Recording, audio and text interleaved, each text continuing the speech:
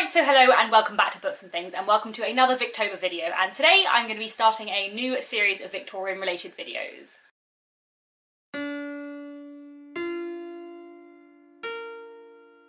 So this series has been a long time coming. I believe I promised to start a new series about Victorian literature several months ago now, but now I am finally actually beginning it. And this series is going to be called the 5 Victorian Novels series, and in each of the videos I will talk about 5 Victorian novels that deal with a different theme in a way that I think is quite interesting. These are all going to be spoiler-free videos, and I'm going to try and have a mix of kind of well-known and lesser well-known Victorian novels. I haven't got a set plan for when I'm going to do these videos. I have a few planned for Victober, and then there will be a few scattered throughout the rest of the year.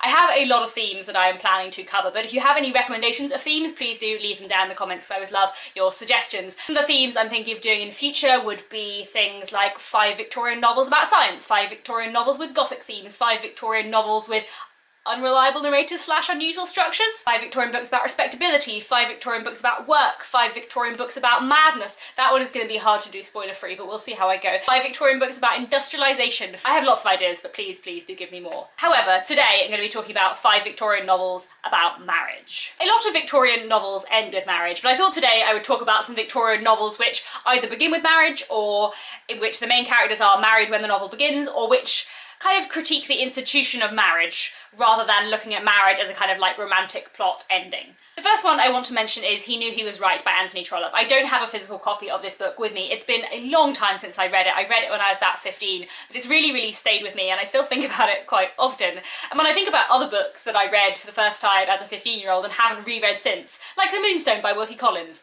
I have no recollection of anything that happens in The Moonstone. I remember pretty clearly everything that happens in He Knew He Was Right. At the beginning of He Knew He Was Right, our main two characters, Louis and Emily, marry. They are very much in love. It is not an arranged or forced marriage in any way. They make a love match, as would typically happen at the end of a Victorian novel.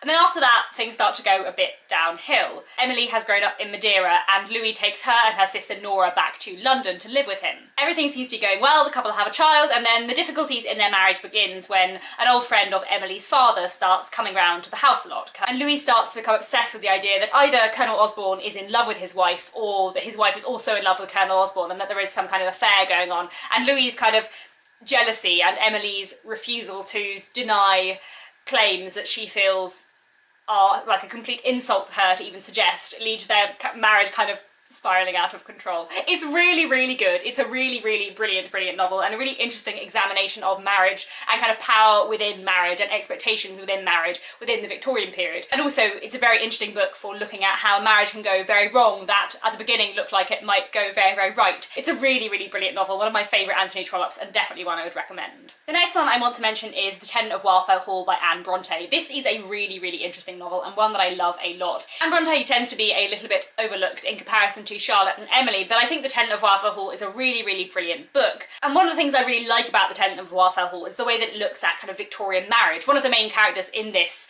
gets caught in a very abusive marriage with a man who is an alcoholic who has affairs, treats her very cruelly, and the book examines really interestingly sort of power dynamics within Victorian marriage, and also sort of conflicting duties to yourself, duties to the person you are married to, duties to your children, etc. It's a really fascinating novel in terms of the way that it looks at marriage, and particularly at women's position within marriage and lack of independence within marriage, but also in the way that it looks at kind of duty of care between husband and wife, I think, especially in the latter half of the book. It's a really interesting novel, and if you're interested in marriage in Victorian literature, one I would definitely recommend. The next novel I want to mention is New Grub Street by George Gissing. This is an absolutely brilliant, though rather depressing novel. I say that, I've just realised I feel like quite a lot of the books I'm talking about here have some quite dark themes, but they're all very excellent. The main character of New Grub Street is a man called Edwin Reardon, and he is a writer, and before the book begins he has had some success, and on the back of that financial and kind of commercial success he has gotten married. And then his success starts to dwindle, and he begins to struggle to make a career as a writer, to worry about selling out. And the book examines really interestingly the kind of strain that puts upon him and his wife. They've been married for, I think it must be just over a year when the book begins. They have a baby together. And Reardon's wife, coming from a fairly middle-class background, used to having certain comforts, struggles as Reardon increasingly spirals into poverty as he struggles to sell his books, and she feels kind of let down by the expectations she had of her husband, and similarly he feels let down by her lack of understanding. The way Gissing looks at the kind of tragedy of the complete like lack of communication and lack of understanding between this married couple is just brilliant. It's just fantastically done.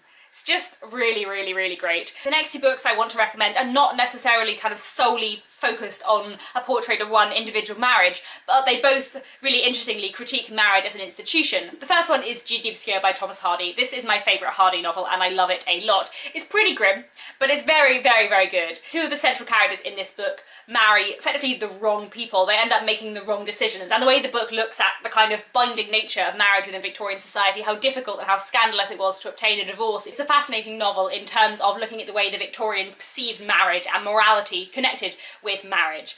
It's definitely worth a read. As I said, not a very happy book, but absolutely fantastic. And finally, I want to recommend Dombey and Son by Charles Dickens. This is quite a hefty one, and it is not all about marriage by any means. Our main character is a young girl called Florence, who is fairly young throughout most of the book and unmarried. But in this book, there is another character called Edith Granger, who makes a particular marriage and has a lot to say about the marriage market within the Victorian period. And this book contains some of, in my opinion, the best and the most feminist speeches in Dickens about the position of women within Victorian society in relation to marriage, and how so many women within the Victorian period were brought up to believe that was the only thing possible for them. Women who were kind of reared up for marriage and presented upon the marriage market in order to get a husband. Dombey and Son as a novel really critiques the kind of Victorian expectations and institution of marriage. It strongly criticises the fact that women were kind of thought less of within marriage and expected to do as their husband said, and also strongly criticises marriages that are not made for love. It's a really, really interesting novel in many ways, a fascinating exploration of gender and a really interesting look at Victorian marriage and the problems within it, especially for characters like Edith. Definitely a brilliant book, and one that I highly recommend. So there we have it. Those are 5 Victorian books that I think deal with marriage in an interesting way. Maybe I should call this video something like 5 Victorian books about bad marriages. Like, I feel like most of these books are about marriages that don't work out that well.